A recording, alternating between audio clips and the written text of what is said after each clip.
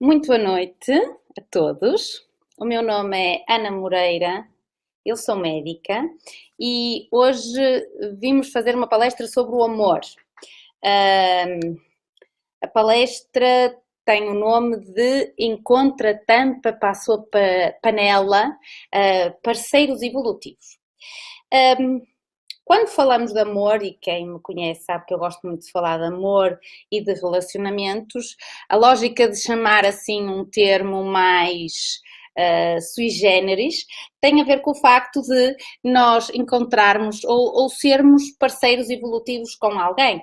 Ou seja, nós sermos mais felizes com a pessoa com a qual estamos e com a pessoa que nós amamos. Portanto, a lógica aqui é que nós, na nossa vida, na nossa individualidade, consigamos ter alguém na nossa vida que nos complemente e que nos faça atingir um estado melhor em relação à nossa consciência e à nossa programação existencial na nossa vida intrafísica. Portanto, o que é importante é nós conseguirmos perceber que quando temos uma relação amorosa com alguém que é lúcida e que é madura e que isso vai fazer com que haja uma lógica de desassédio amoroso, conjugal, sexual, dessas duas consciências que estão envolvidas nessa relação e que também, por outro lado, isso nos ajuda a libertar interprisões kármicas que eu já possa ter vivido com os meus relacionamentos anteriores. Portanto, todos nós somos tampas, todos nós precisamos de uma panela, porque nós somos mamíferos, nós precisamos do toque, nós precisamos do contacto. O contacto é contacto. Peço desculpa, é que eu hoje não tenho aqui a minha equipa técnica, portanto já me caiu o telemóvel. O telemóvel não se segura aqui no que eu arranjei. Bom, vamos lá ver se isto agora se vai segurar. Bom, ok, não posso me mexer. Então, a lógica é que nós, enquanto mamíferos, precisamos de contacto, porque todas as pessoas que dizem que estão bem sozinhas e que isso é possível, sem dúvida, nós podemos perfeitamente viver uma existência intrafísica sozinhos, mas o facto, e que nós temos que entender, é que existe algo superior a nós, que é o que nós vimos aqui fazer, e que, por definição, tem a ver com este toque, então, como eu estava a dizer, tem a ver com o tacto, tem a ver com a pele. E, portanto, o isolamento deixa-nos tristes. E por isso é que nesta situação que estamos a viver da pandemia, as pessoas estão muito tristes. Nós estamos preparados para viver em redes. E o sistema de redes tem a ver com o sistema da minha família, tem a ver com o sistema dos meus amigos e também tem a ver com a rede da pessoa com a qual eu estou a viver uma relação. Mas a pergunta é se serão as pessoas casadas mais felizes que as pessoas solteiras? E este assunto é muito discutido, nomeadamente na comunidade científica e tem sido estudado por alguns investigadores. Não há propriamente uma conclusão, há um estudo, por exemplo, do National Bureau of Economic Research, que diz que o casamento e o estar junto gera então uma felicidade e, portanto, que as pessoas se mostram mais satisfeitas, mais completas com as suas vidas, especialmente em períodos de maior stress, como por exemplo no desemprego, na morte de alguém, nas crises de meia-idade. Mas existe outro estudo, por exemplo, da Universidade de Ohio, nos Estados Unidos, que foi publicado no Journal of Family Psychology, que diz que o casar ou viver junto trazem a mesma sensação de felicidade do que o viver solteiro. Então, a ciência parece que não nos consegue dar uma resposta exata em relação a este tema, mas eu sou apologista e é o que eu tenho aconselhado a todos os pacientes e os utentes que nos procuram especificamente com o tema dos relacionamentos, é que nós, enquanto mamíferos, realmente precisamos do toque e do contacto e isso é importante para aquilo que nós viemos fazer a este planeta, a esta existência intrafísica, que então nós possamos repartir a nossa vida com alguém. Portanto, existem algumas perguntas que nós vamos responder aqui na palestra, como por exemplo, se eu sou feliz comigo mesmo, porque se eu sou feliz comigo mesmo, então eu já estou num percentual melhor do que a maioria das pessoas, porque hoje em dia sabemos perfeitamente que o ser humano vive muito infeliz e eu chamo sempre a atenção para esta situação. Eu não posso ser feliz com o outro se eu não sou feliz comigo mesmo. Então, eu sou feliz com a pessoa com a qual eu vivo, com a qual eu comparto a minha vida, portanto é muito bom eu ter alguém a quem me dirija, dar um beijo de boa noite e dar um beijo de bom dia e com quem eu possa compartilhar a minha felicidade e com quem eu possa compartilhar os momentos de maior stress. Essa é a pessoa que é considerada a minha dupla evolutiva, a pessoa com a qual eu estou a viver a minha vida. Mas se eu me dou consciência de que eu estou mal, então eu tenho de me mudar. Mudar de casa, mudar de vida, mudar de relacionamento. Depois, se eu estou sozinha, quais são as características da pessoa com a qual eu quero evoluir nesta minha vida intrafísica? Vamos também responder a uma pergunta que está sempre nas redes sociais, que tem a ver com os ex-companheiros, os ex-namorados, os ex-amantes, os ex, todos aqueles ex que vocês possam imaginar. Portanto, é que nós precisamos de ter a consciência de fazer a sanação destas relações passadas. E depois outra pergunta que é se é possível sermos amigos dos nossos ex no fim de uma relação, que eu acho que sim, que é possível, que é desejável. E como é que eu vou então encontrar a minha tampa? Porque hoje a pergunta é, encontra a tampa para a sua panela, portanto, como é que eu vou encontrar a minha tampa e como é que eu posso fazer cozinhados porque os cozinhados ficam melhores quando nós tapamos a panela. Bom, então, para nós encontrarmos uma tampa boa, nós temos que saber que tipo de panela é que nós somos. Estudar-me a mim própria para eu conseguir perceber que tipo de panela é que eu quero. Portanto, que tipo de panela é que eu sou e que tipo de tampa é que eu quero. Ok? Existem imensas anedotas que se fazem à volta do tema das relações, nomeadamente de que as mulheres são assim às vezes um bocadinho insuportáveis. Pronto, há sempre aquela frase que diz que se a mulher fosse boa, Deus tinha uma, e se a mulher fosse de confiança, o diabo não tinha cornos. Portanto, também existe a anedota de que Deus só criou o orgasmo para que as mulheres possam... Ai, eu gosto tanto desta anedota. Deus criou o orgasmo para que as mulheres possam gritar com os homens mesmo quando estão felizes.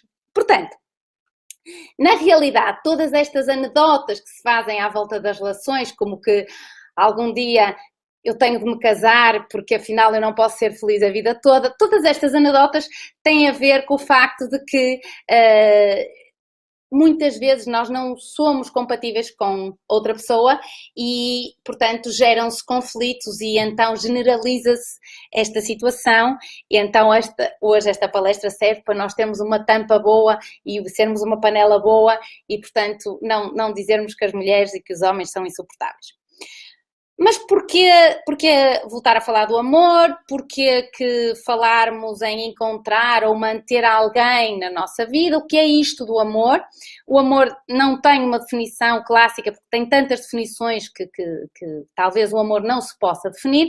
Há imensa coisa escrita sobre o amor, há muitos livros, muitos filmes, muitas músicas, muitos poemas, muitos quadros, muitas pinturas sobre o amor.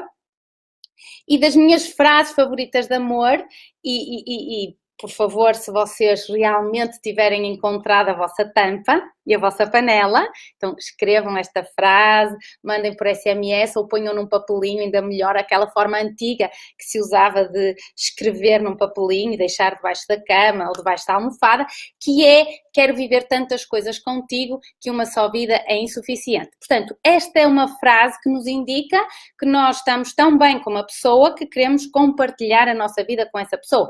Mas, por exemplo, o poema do Luís Vaz de Camões, que diz que o amor é um fogo que arde sem se ver e é um contentamento descontente, um não querer mais que bem querer, ou todos os livros que vocês se lembram e que possam imaginar sobre os romances, as músicas, imensas músicas que existem sobre o amor, imensos quadros que existem sobre o amor, um dos mais famosos do Renoir, ou Gustave Klimt, ou o quadro famosíssimo do Chagall, de 1915, ou mesmo o quadro da Frida Kahlo, que é um autorretrato na qual ela se pinta ela própria com o ex-marido na testa, no fundo, que mostra a dificuldade da artista em tirar o ex-marido dos pensamentos.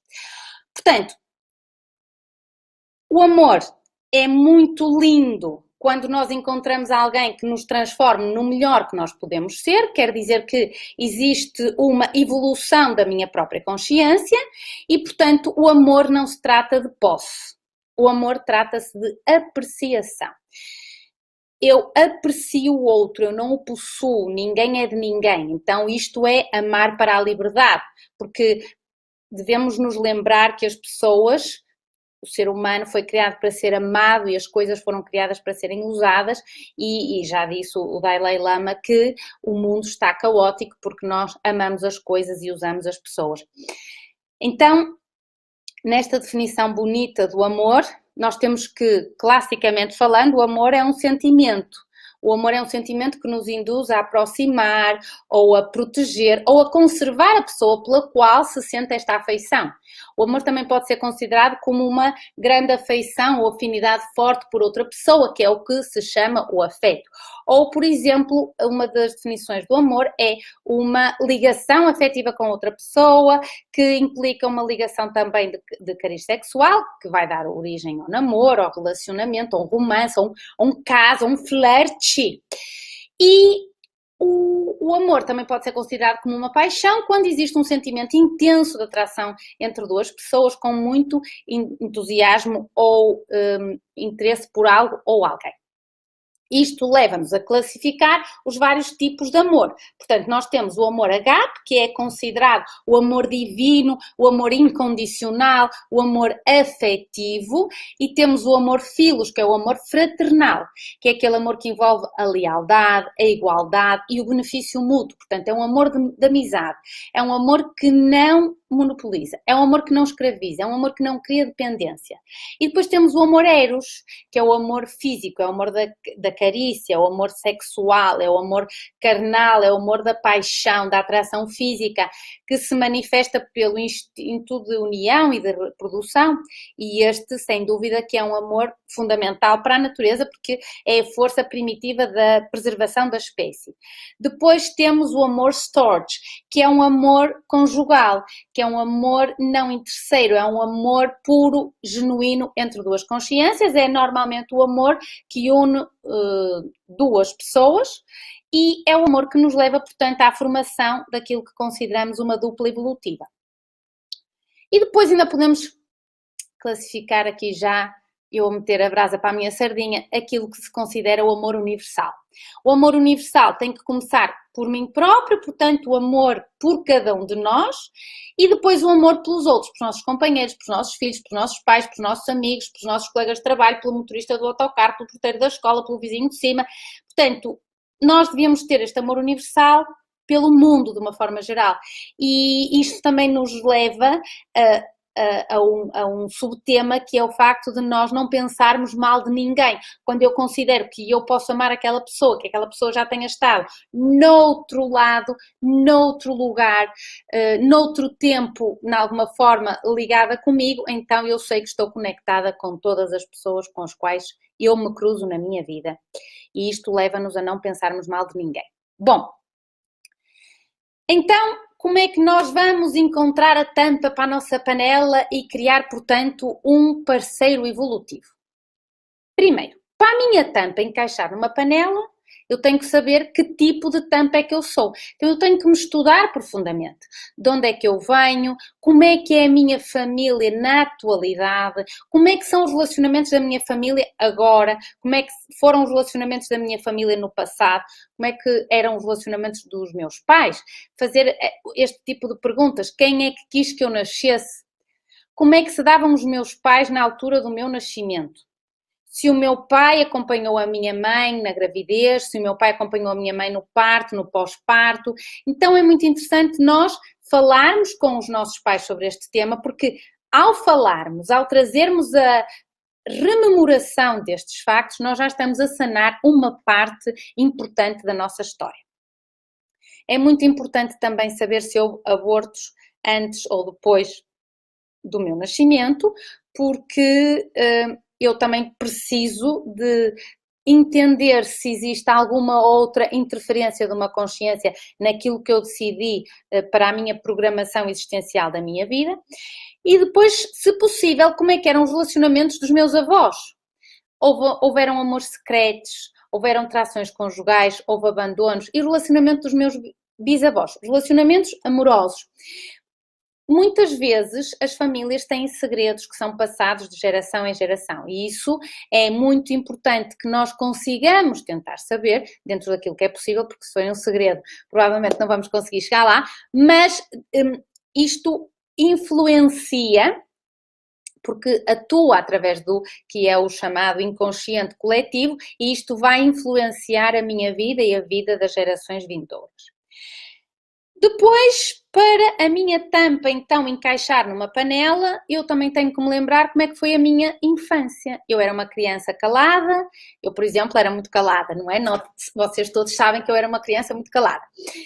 Sociável, alegre, fazia amigos com facilidade. Como é que foi a minha adolescência? Eu namoriscava. Como é que eu romantizava que seria a minha vida adulta?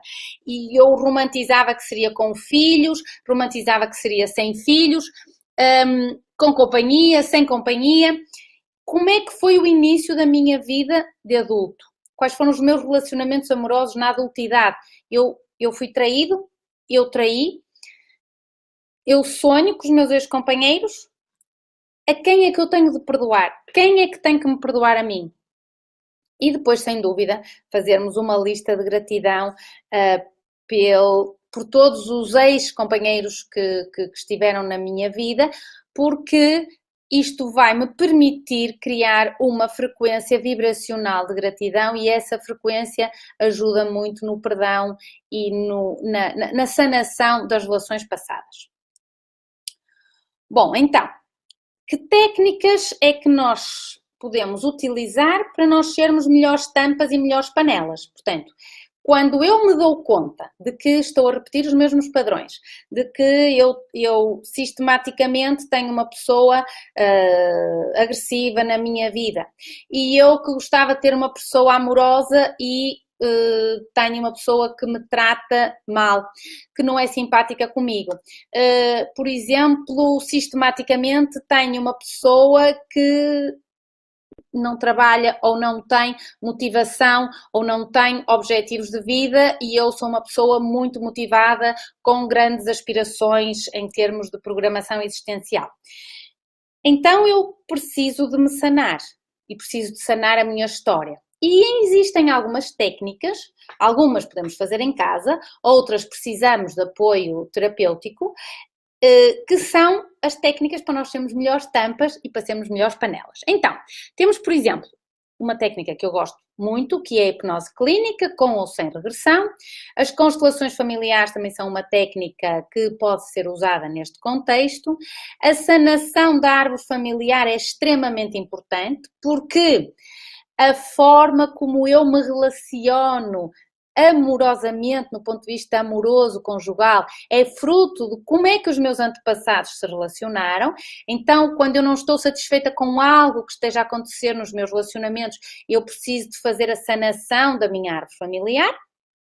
É uma técnica conhecida como psicogenealogia aplicada, já falei sobre isto, portanto podem ver esta palestra da sanação da árvore familiar.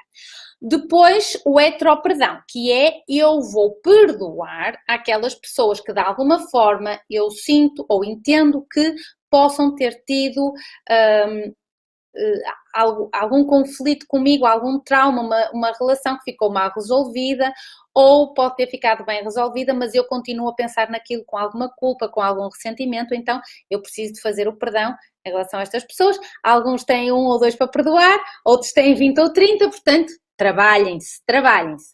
Depois, a escrita terapêutica. O que é isto da escrita terapêutica? É quando eu consigo, de alguma forma, programar-me para escrever, por exemplo, uma carta. Peço desculpa. Isto hoje, esta invenção que eu inventei aqui, bem, não falem muito para o telemóvel porque ele cai. Bom, segunda vez que cai, vamos ver se isto agora se... Bom, então, a escrita terapêutica é quando eu escrevo uma carta, por exemplo, eu escrevo uma carta ao meu ex e digo-lhe aquilo que eu gostava de lhe ter dito e por algum motivo não fui capaz de lhe dizer, não fui capaz de verbalizar aquilo que eu neste momento entendo que lhe devia ter verbalizado, ou quando eu me dou conta de que esta relação não ficou bem acabada e que seja impossível então eu comunicar, porque o ideal é sempre que nós possamos comunicar com as pessoas com as quais tivemos relações e garantirmos de que esta relação fica sanada. Então isto às vezes não é possível, então a escrita terapêutica é uma técnica que eu gosto muito, na qual se escreve uma carta, literalmente como se mandássemos esta carta, mas no fim queimamos a carta e com isto vamos ver o que é que sentimos, se sentimos alívio ou se continuamos a sentir alguma frustração, alguma mágoa, algum ressentimento.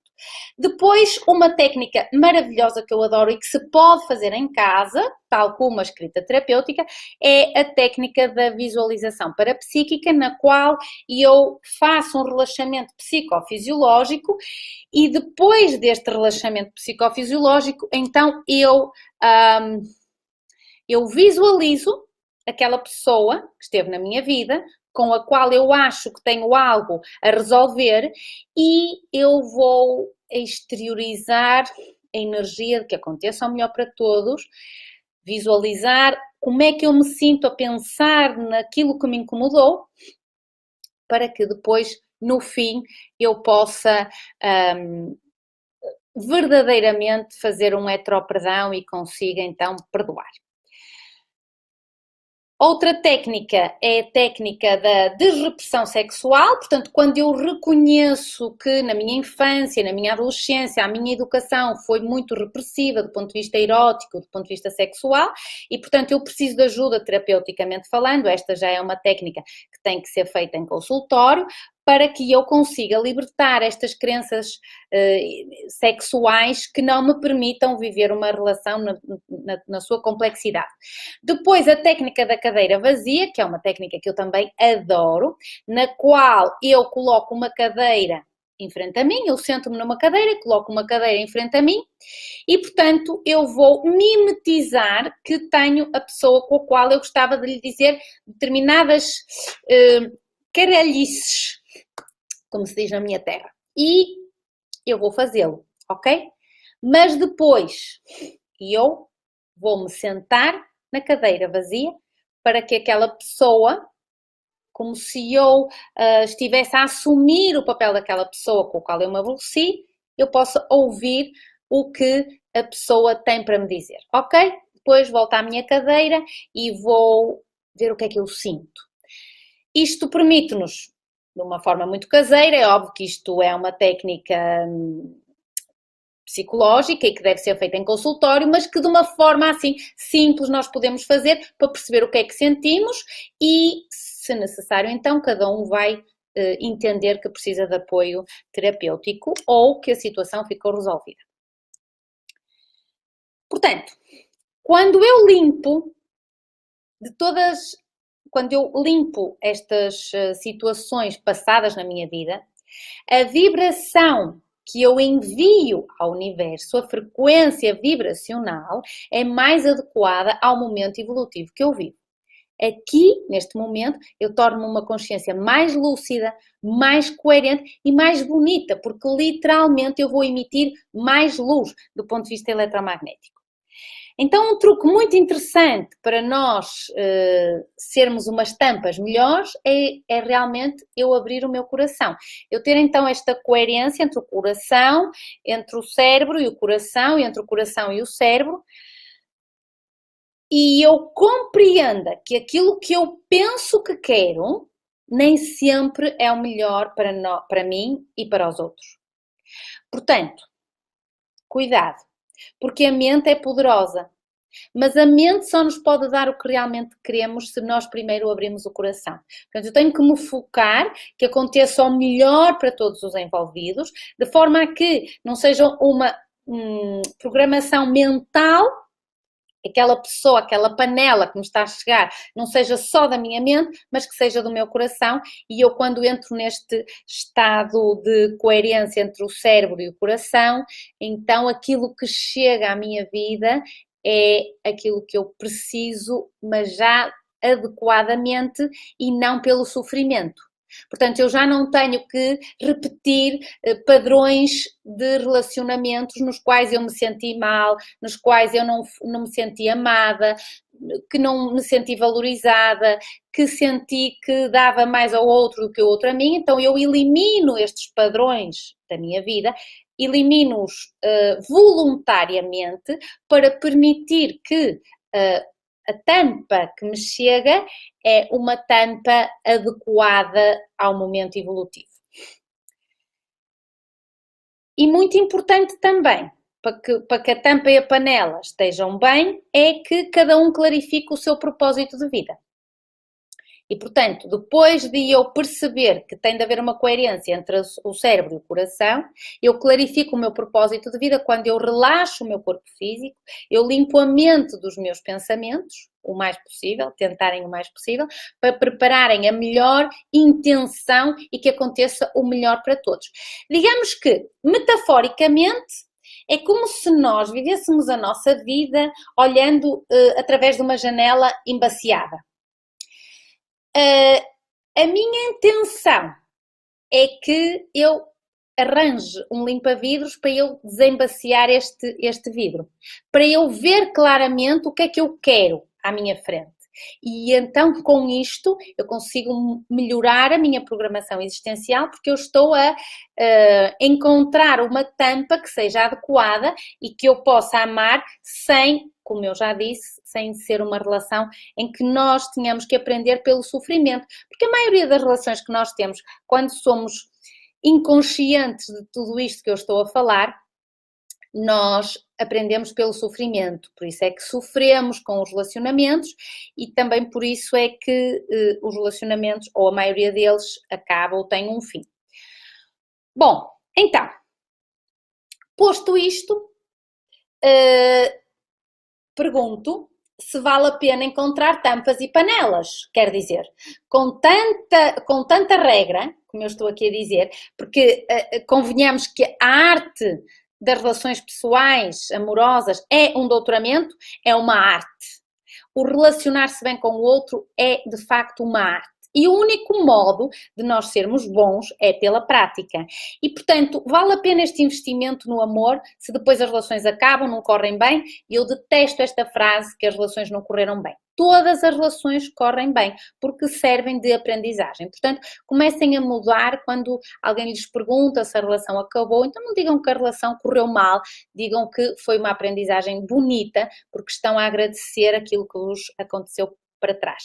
Então, este investimento no amor puro, no amor genuíno, é o empreendimento mais lucrativo quanto à evolução da nossa própria consciência. Portanto, uma vantagem na vivência de casal, da dupla evolutiva, é esta intercooperação evolutiva. Há uma cooperação entre duas consciências que é capaz de ajudar a dinamizar a evolução de cada parceiro, de cada consciência individual, quando se ajudam mutuamente um ao outro, ajudam-se mutuamente um ao outro, intencionalmente, com uma lucidez e uma dedicação constante, de uma forma fluida, sem esforço. Dizer que uma relação dá trabalho, na minha ótica, na forma como eu penso, é errado. A relação nós podemos investir nas relações, não podemos dizer que as relações dão trabalho ou que as relações são esforçadas, porque quando eu me esforço para fazer algo, eu consumo muita energia e esse não é o objetivo. O objetivo é que as relações amorosas sejam fluídas e portanto, ocorram desde esta perspectiva de intercooperação evolutiva de uma forma simpática e fácil, bom, já estou a fazer as neiras, e fácil entre as duas consciências. Muito bem. Portanto, esta intercooperação evolutiva chama-se vivência sinérgica. Quando os saldos somados de ambos os parceiros vão ser superiores ao saldo de cada um isoladamente. Portanto, a dupla evolutiva ideal é quando um parceiro ou uma parceira se sente parte do outro ou da outra. Portanto, como eu estava a dizer, é um amor romântico evoluído que trabalha contra o egoísmo, que elimina o orgulho e que ilumina os nossos caminhos, que vai superar as divergências e que limpa as arestas entre as duas consciências que participam nesta relação amorosa. Portanto, para nós encontrarmos uma tampa, então temos que saber que tipo de panela somos e isso já falamos, e que tipo de tampa é que nós queremos.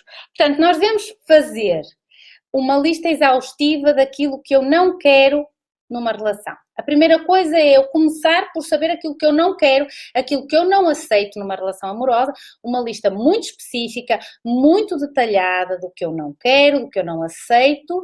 Por exemplo, eu posso escrever que não aceito uma traição. E, portanto, o meu companheiro, a minha companheira, a minha dupla, tem de saber que eu não aceito uma traição. Ele pode me trair, mas ele já vai saber que isso é uma coisa com a qual eu não aceito e, portanto, a relação vai terminar nesse momento. Ou, por exemplo, posso dizer que não aceito desonestidade, ou posso dizer que não aceito injustiça. Esta é a primeira lista para eu saber aquilo que eu não quero. Quando eu sei aquilo que eu não quero e não aceito, eu não vou atrair essa pessoa para a minha vida. Ok? Se eu já tenho essa pessoa na minha vida, eu devo-lhe comentar e devo falar e devo verbalizar aquilo que eu não estou disposta a aceitar numa relação. Depois, devemos fazer uma lista muito detalhada daquilo que eu aceito numa relação. Ou seja, o que é que eu espero receber do meu parceiro e o que é que eu estou disposta a oferecer de mim mesma. E mais, o que é que eu vou dizer mais? Eu vou dizer que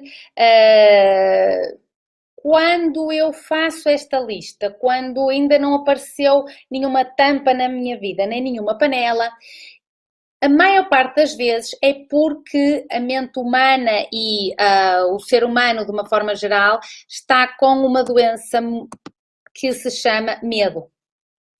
O medo é a razão mais frequente porque não aparecem tampas e panelas na nossa vida. E o medo manifesta-se de muitas maneiras, como por exemplo a tristeza, como por exemplo o aborrecimento, o medo de ser magoado.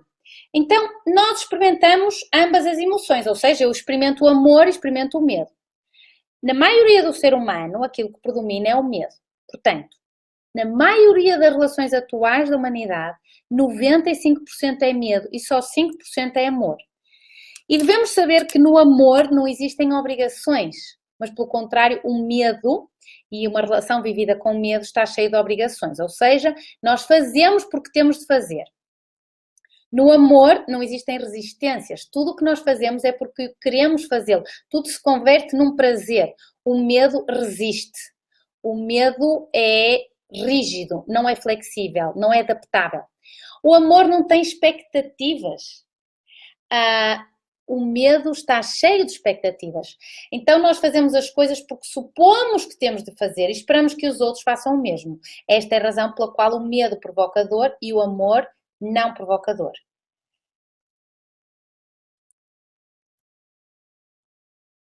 O amor baseia-se no respeito. E o medo não respeita nada, nem sequer se respeita a si mesmo.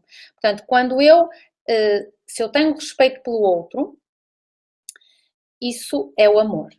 Se eu começo a fazer as tuas escolhas por ti, eu perco o respeito por ti. Como eu não te respeito, eu tento te controlar, eu tento te manipular. E aqui não entra o amor. O amor não manipula, o amor não obriga. O amor não tem pena por ninguém. O amor não tem piedade. O amor tem compaixão. Enquanto que o medo sente pena por todos. O medo sente lástima. Tu sentes pena por mim porque tu não me respeitas. Isto é medo. E o amor respeita. Eu amo-te. Eu sei que tu podes fazer. Eu sei que tu és forte o suficiente para tomar essa decisão. Eu sei que tu és inteligente o suficiente para fazer a tua escolha. E eu confio em ti. Eu sou orgulhosa de ti. Eu sei que tu estás capacitado para tomar essa decisão. E se tu cais, eu seguro na tua mão. Isto é compaixão. O medo não respeita, porque o medo sente pena do outro e, portanto, tenta fazer as escolhas todas pelo outro.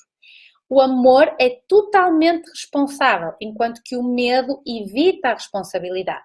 Quando eu evito a responsabilidade, é um grande erro, porque cada ação tem uma consequência. E o amor é sempre amável, o amor é justo, enquanto que o medo é rude e é injusto. O amor é incondicional. Eu amo-te como tu és. Tu és livre de seres tu mesmo à minha beira, porque eu te aceito nessa completude, nessa complexidade que é uma consciência. Enquanto que o medo, e uma relação baseada no medo, está cheio de condições. Eu amo-te se tu me permites que eu te controlo. Eu amo-te se tu fores bom comigo. Eu amo-te se tu fizeres aquilo que eu quero.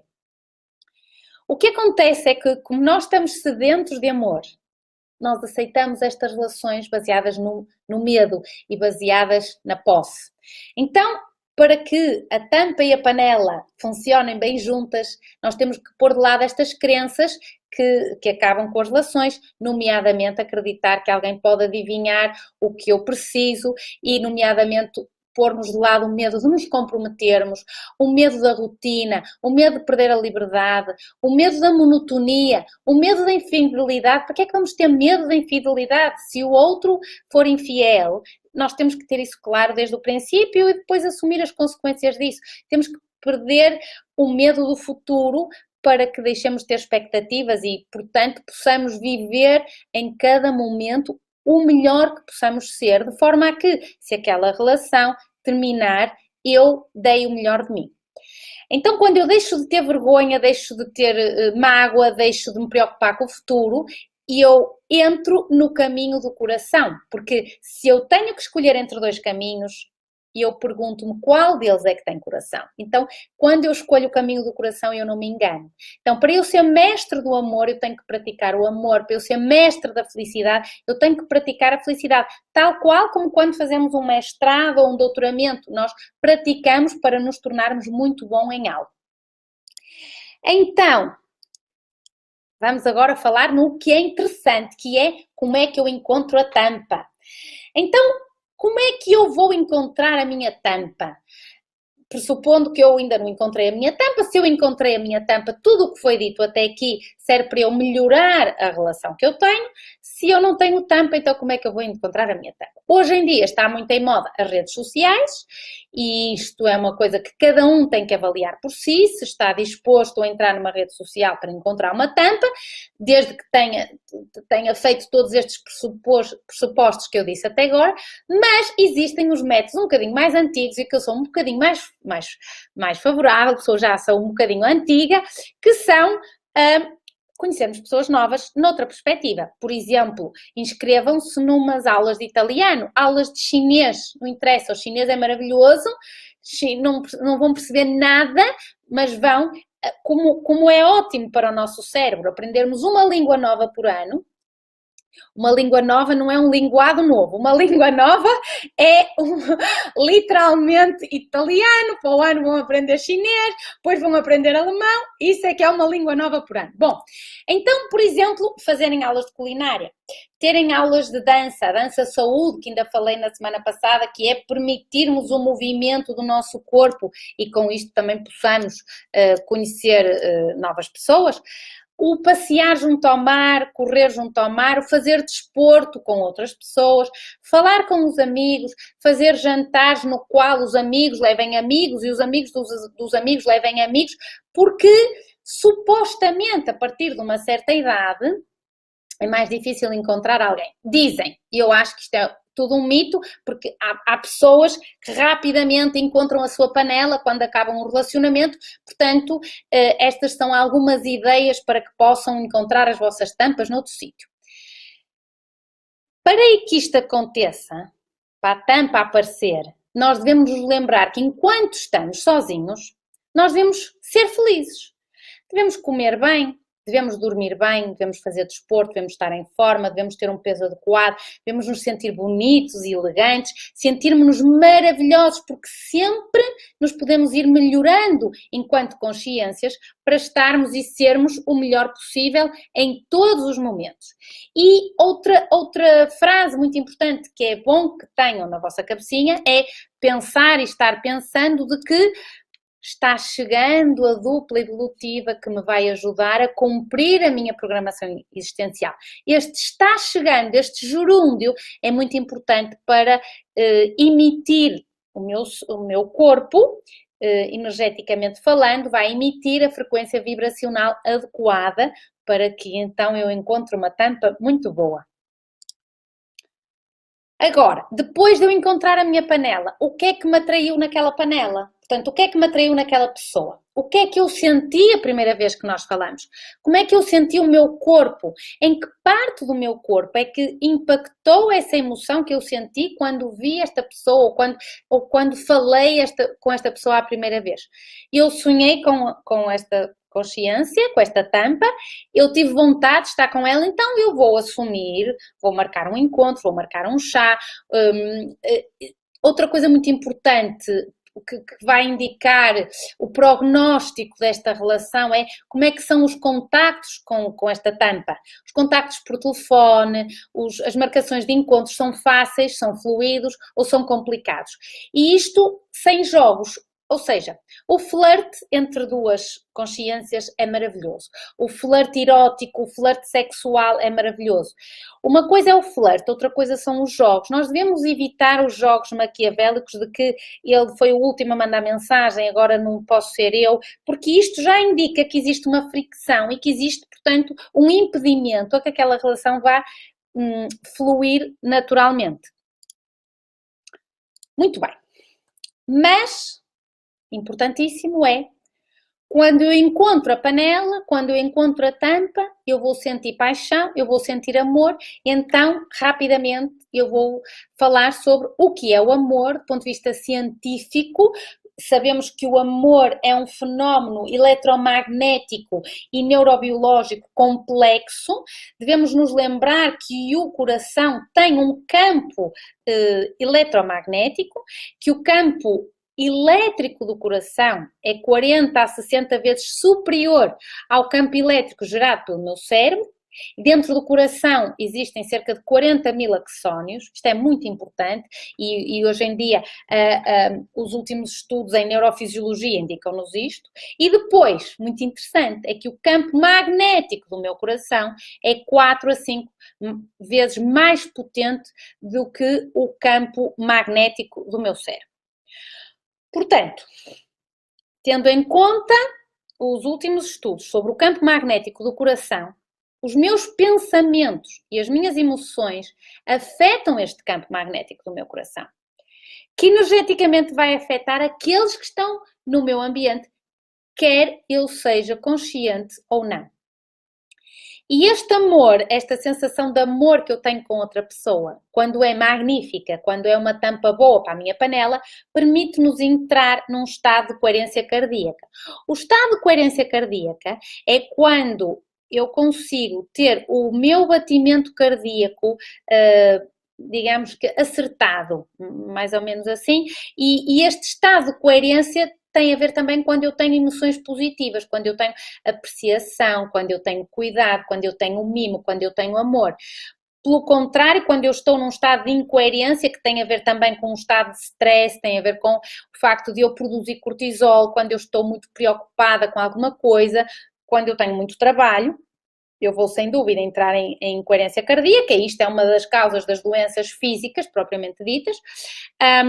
Mas também quando eu estou frustrada, quando eu estou preocupada, quando eu estou irritada, quando eu tenho raiva, quando eu tenho mágoa, então eu estou neste estado de incoerência cardíaca. Portanto, o campo magnético ou eletromagnético do coração faz-nos pensar que, do ponto de vista físico, o amor é uma onda.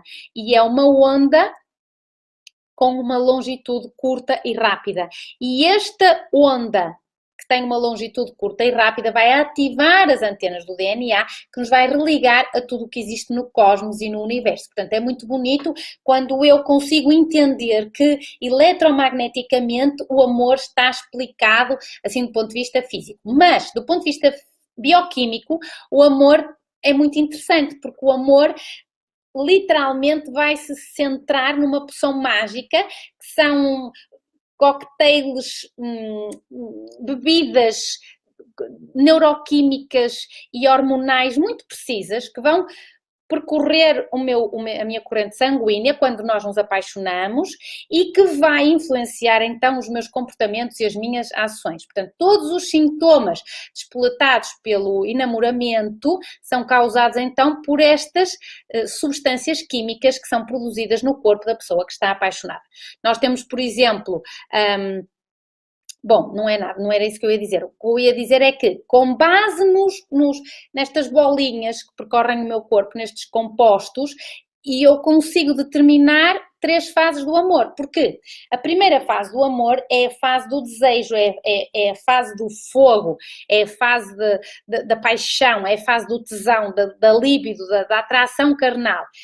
E que nos homens tem a ver com a testosterona, nas mulheres tem a ver com a testosterona, mas principalmente com o estrogênio. Portanto, estas hormonas vão alertar o meu cérebro para parceiros sexuais. Digamos que é quando eu estou em modo Wi-Fi. Eu vou ver quantas redes é que andam à minha volta. Depois, a segunda fase é a fase da paixão, que é quando eu encontro o meu parceiro e então eu vou ter sintomas deste enamoramento, que têm a ver com a dopamina, que é uma hormona que produz motivação e satisfação e que nos faz sentir felizes e que nos faz sentir tolinhos e tontinhos só com um sorriso ou com um olhar da pessoa pela qual estamos apaixonados. A noradrenalina, que é uma hormona que acelera o nosso coração e que nos produz energia para nós estarmos com aquela pessoa. A serotonina, que é conhecida como a hormona da felicidade e do prazer e que de facto produz alegria. E também pode haver alguma adrenalina aqui à mistura, que tem a ver com a própria excitabilidade de eu estar conectada com outra pessoa e de ser um conhecimento novo. Depois disto, nós passamos para a terceira fase, que é a fase da ligação. Aqui vão surgir, ou os parceiros se separam, ou surgem os laços para que os parceiros permaneçam juntos. Portanto, o amor da paixão e do desejo vai evoluir para um amor maduro, que se vai caracterizar então por este sentimento de companheirismo e que tem mais a ver com 2 hormonas que são libertadas durante o ato sexual e que vão assegurar a passagem para esta fase de ligação. Uma é a oxitocina, que é a hormona do carinho, que é uma hormona produzida no hipotálamo, na qual nos produz sensações de segurança, de ternura, de mimo, sensações de ligação e conexão com o nosso parceiro. E outra hormona muito interessante, que é a vasopressina, que é indispensável para garantir a fidelidade dos parceiros sexuais e, portanto, é bom que produzamos vasopressina, ok? Bom, então, nesta terceira fase de ligação, aqui, ou realmente o amor evolui para um amor maduro, em que as pessoas já se conhecem, mesmo assim continuam-se a querer, ou vai haver uma separação. Portanto, para nós sabermos, ou para nos programarmos, ou para nos refinarmos, ou para nos melhorarmos em relação às tampas e às panelas e aos nossos parceiros evolutivos, nós devemos estudar as compatibilidades para que esta relação já seja uma relação mais madura. E, portanto, esta lista de compatibilidades, à medida que nós nos vamos conhecendo, nós vamos perceber as compatibilidades que existem entre estas 2 pessoas. Para que esta tarefa seja facilitada, devemos ser nós próprios em todo o momento. Isto é muito importante para que depois a minha panela não se desencante comigo, porque se eu sou uma coisa, uma pessoa, durante os primeiros tempos da minha relação, quando isto não dura para sempre, eu não consigo ser 2 pessoas para sempre.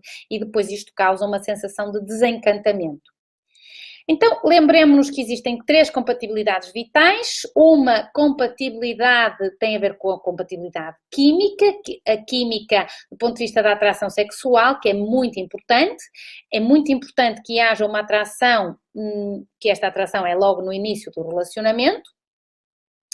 Mas também é muito interessante que exista uma química social. O que é esta química social? A química social é: como é que é a minha panela quando está com a minha família? Como é que é a minha panela quando está com os meus amigos?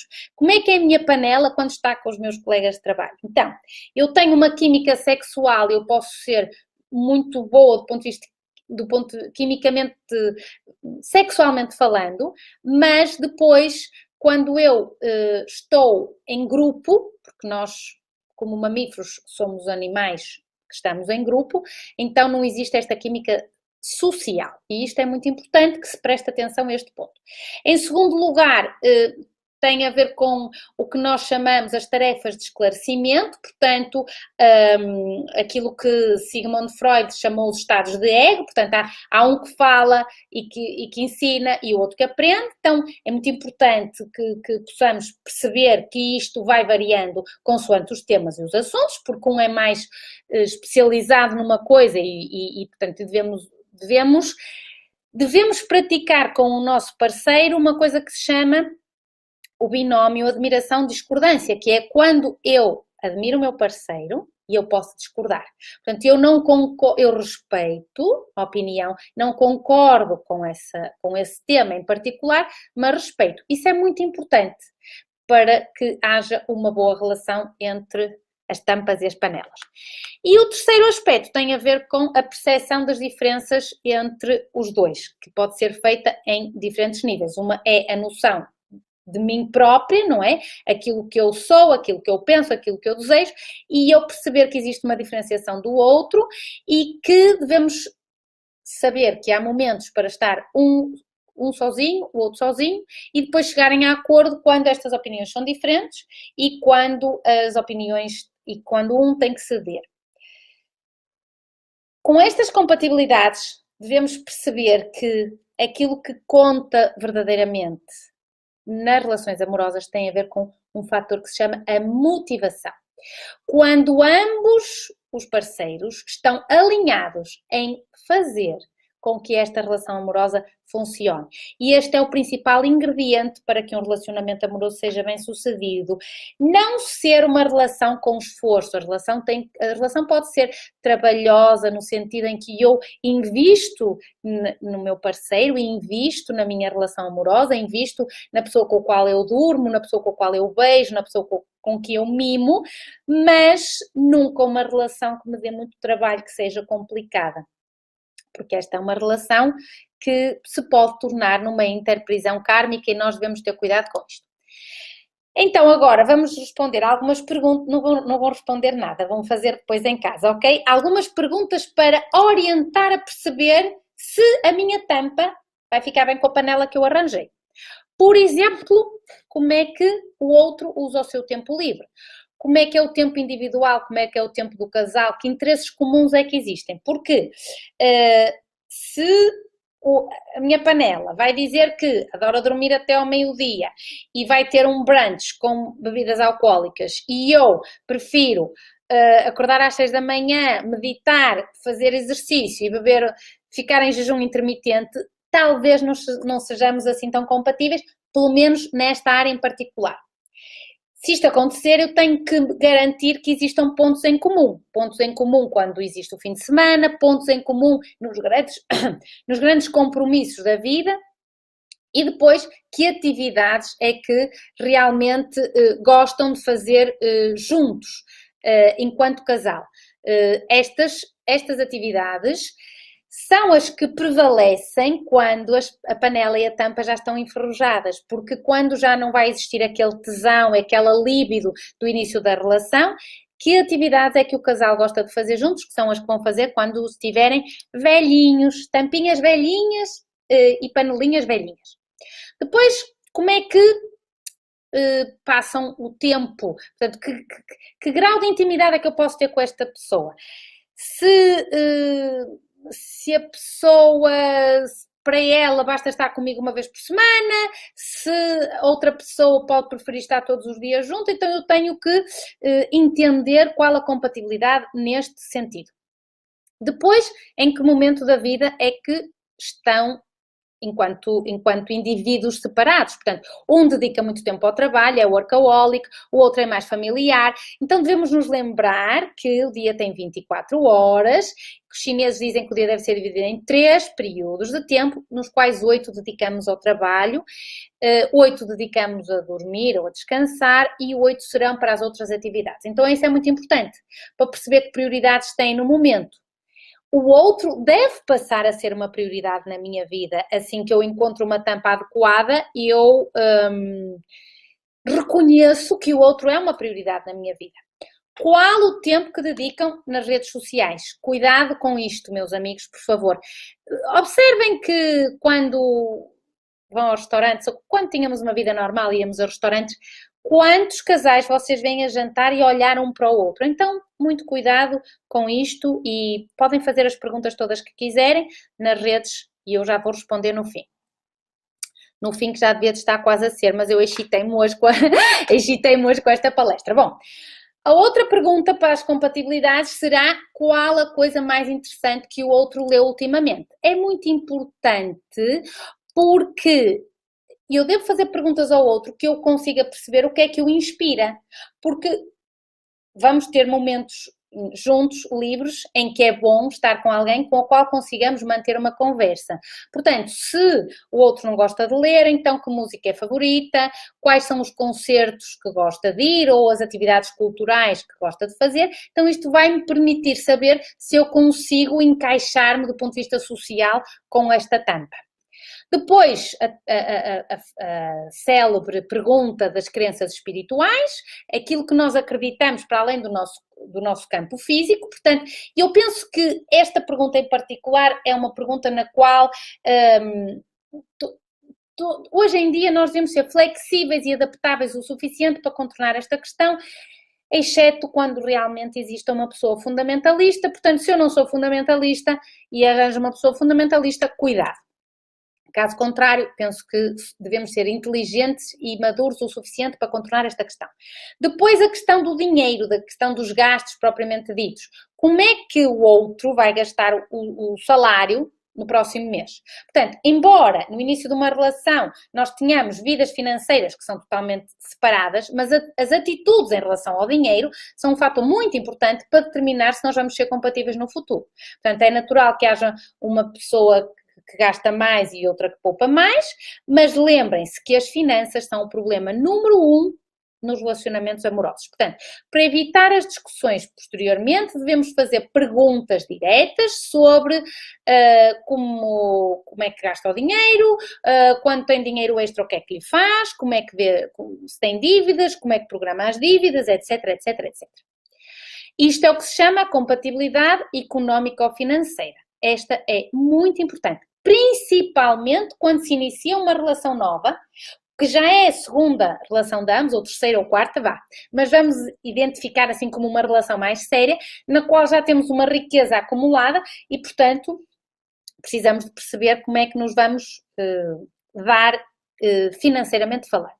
Depois, a questão importante do sexo e da intimidade, que é a segunda razão de discussões entre o casal, e nós podemos perguntar à nossa tampa qual foi a coisa mais louca que já fez na cama, para percebermos como é que são as preferências, porque se a noite perfeita de um tem a ver com sexo quente, sem clichês e sexo puro e duro, e o outro prefere pétalas e músicas românticas, talvez um relacionamento longo possa ser complicado. Portanto, é bom refletir sobre como cada um aborda o sexo do ponto de vista emocional e erótico. Ora bem, isto está a terminar, vou ter que ligar outra vez.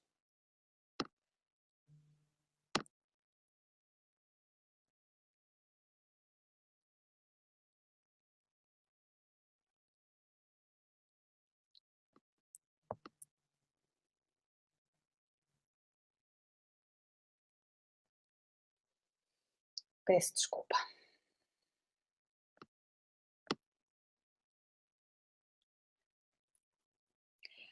Então, é muito importante a questão do sexo e da intimidade, que é sabermos como é que, se vamos ter ou não compatibilidade erótica ou sexual a longo termo.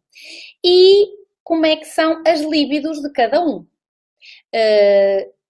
Claro que isto não é incompatível per se, mas vamos saber se ambos os elementos do casal estão dispostos e abertos a experimentar coisas novas, então isso pode funcionar, mas contudo, se forem resistentes a novas ideias, pode acabar em frustração para um dos elementos do casal. Depois, como é que o casal lida com conflitos? Portanto, quando existe algo de conflito prático, por exemplo, quem é que cozinha, por exemplo, quem vai limpar a casa, quem vai ordenar a casa, como é que fazem a vida da gestão familiar. Então, isto é muito importante para saber como é que vai ser esta gestão. E depois, os conflitos mais graves, quando aconteça alguma coisa séria, como é que vão lidar com essas situações. Outra questão importantíssima é como é que suportam os sonhos um do outro, porque cada um tem um sonho, uma determinada programação para a sua vida, então como é que a tampa deve suportar e ajudar a panela a conseguir os seus sonhos, mesmo que sejam sonhos loucos, porque é da loucura dos sonhos que nós conseguimos estar no mundo e fazer saltos quânticos no mundo. Depois a questão da segurança, que este talvez seja o item mais importante, que é como é que eu me sinto com o outro na minha vida. Esta compatibilidade leva-me a este sentimento de segurança. Eu estou calmo, eu estou em paz interior e eu sinto-me seguro com outra pessoa, apesar de haver algo que eu não gosto. Então, se isto é verdade, esta sensação de segurança, então eu posso contar com o outro, então eu posso contar contigo, meu amor. Tu queres a minha tampa para a minha panela? Isto chama-se a interajuda, a intercooperação, e isto vai nos permitir que nós possamos contar com esta pessoa quando precisarmos de mimo e de apoio e não nos sentirmos sozinhos, que é uma coisa muito importante no mundo. E isto vai nos dar então a compatibilidade. Nós não temos que ter uma compatibilidade 100%, tem de haver então este binómio de admiração e discordância, mas é muito importante pelo menos atingirmos uns 80%, isso será fácil assim, não precisam de estar a fazer contas muito complicadas, mas é preciso ter cuidado para que não exista nenhum item da lista do não quero e não aceito. E depois a lista das incompatibilidades. Quando nós nos vamos conhecendo melhor, nós vamos percebendo se existe alguma incompatibilidade. Há incompatibilidades que são justificativa para que a relação não prossiga, que é aqui onde nós falhamos muitas vezes porque achamos que o outro vai mudar, o outro não vai mudar. Eu posso deixar de... aquilo pode deixar de me incomodar, o outro não vai mudar, ok? Isto é bom que tenham na vossa cabecinha. Então, vamos lá ver o que é que eu vou dizer mais. Quando eu entendo que existem motivos para eu ter uma tampa, como ser mais feliz, ter uma aprendizagem, ter companheirismo, compartilhar as alegrias da vida, compartilhar as tristezas, ter afeto, ter carinho, ter mimo, ter uma interajuda para situações da vida, ter uma construção de uma família, ter uma vivência sexual em plenitude, e eu percebo que vale a pena este investimento nesta relação amorosa e eu tenho por base estes valores da relação, que são os valores que nós devemos ter para perceber se esta relação é uma relação que possa ser verdadeiramente de dupla evolutiva, de interajuda, que é a confiança no outro, é a comunicação, é o diálogo, é o respeito, é a interação, é o sentimento de alegria, de felicidade, de apoio,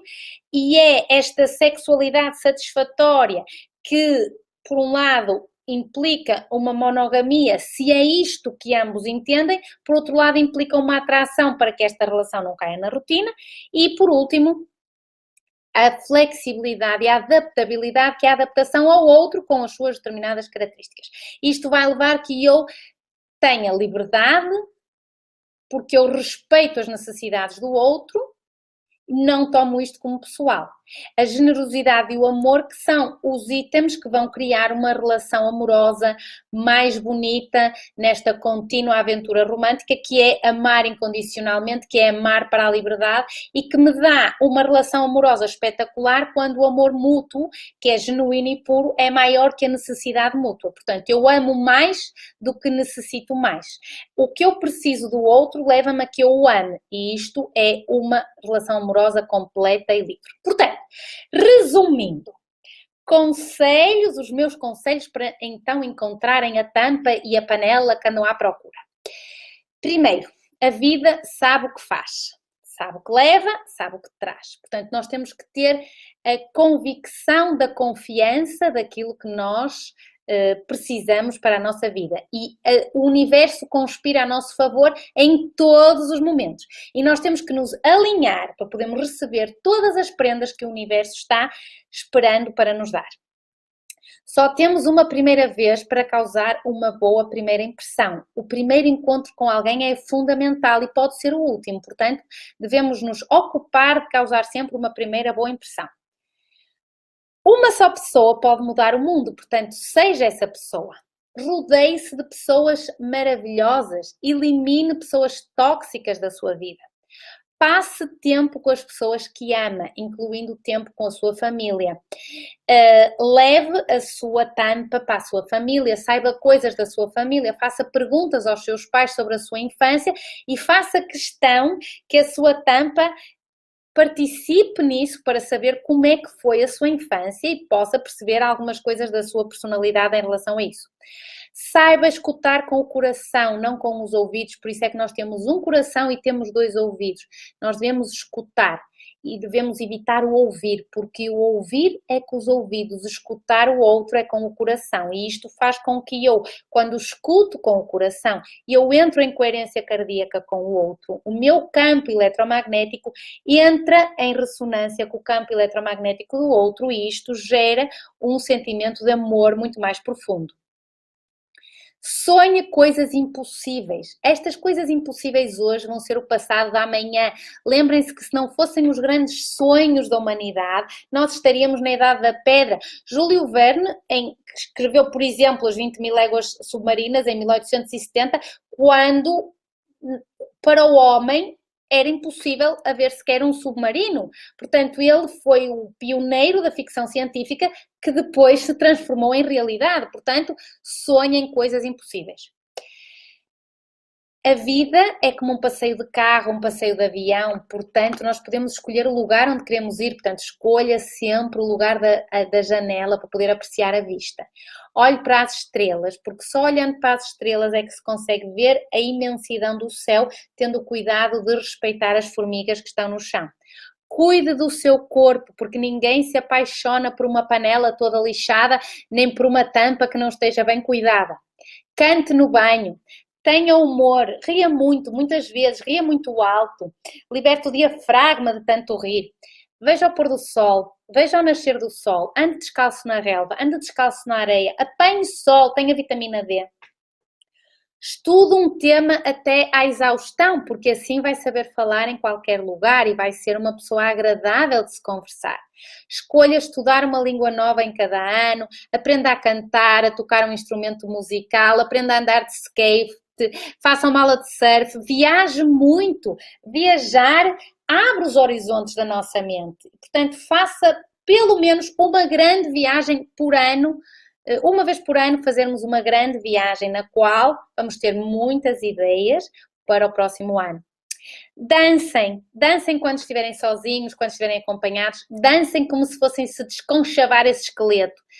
Saibam de cor e cantem a vossa música favorita, saibam de cor pelo menos um poema que seja o vosso poema favorito, sejam gratos, agradeçam sempre a quem vos preparou algo, à casa onde estão, o trabalho que têm, a família que têm, os amigos que têm. Então vamos aumentar a gratidão na nossa vida. Vamos aprender a fazer massagens eróticas, vamos aprender a dança do varão, vamos aprender a dança do ventre, aprendam posições do Kama Sutra, sejam ousados. Com isto, ao serem muito ousados, vão acordar bem dispostos, agradecidos, a sorrir, para aproveitarmos a vida, que é cada dia é uma nova oportunidade para sermos felizes. Portanto, com estes conselhos, nós vamos ser melhores tampas, vamos ser melhores panelas, vamos ser mais felizes, vamos ser mais prósperos e vamos emitir uma frequência vibracional que faz com que chegue à nossa vida ou que se mantenha na nossa vida a pessoa adequada para a nossa evolução da nossa consciência. Portanto, vamos rir mais, vamos dançar mais, vamos cantar mais, vamos ser mais saudáveis no nosso corpo emocional e, portanto, no nosso corpo físico e, portanto, vamos ser melhores tampas, melhores panelas e vamos verdadeiramente ter uma dupla evolutiva que melhore a nossa vida intrafísica. Bom, isto era o que eu tinha para vos contar hoje. Aguardo uns minutinhos que me ponham aqui umas questões que sejam interessantes para todos antes de irem descansar e eu também. Espero que tenham gostado. Excitei-me um bocadinho a falar. Estes temas dos amores dão-me sempre o excitamento, mas vou aguardar.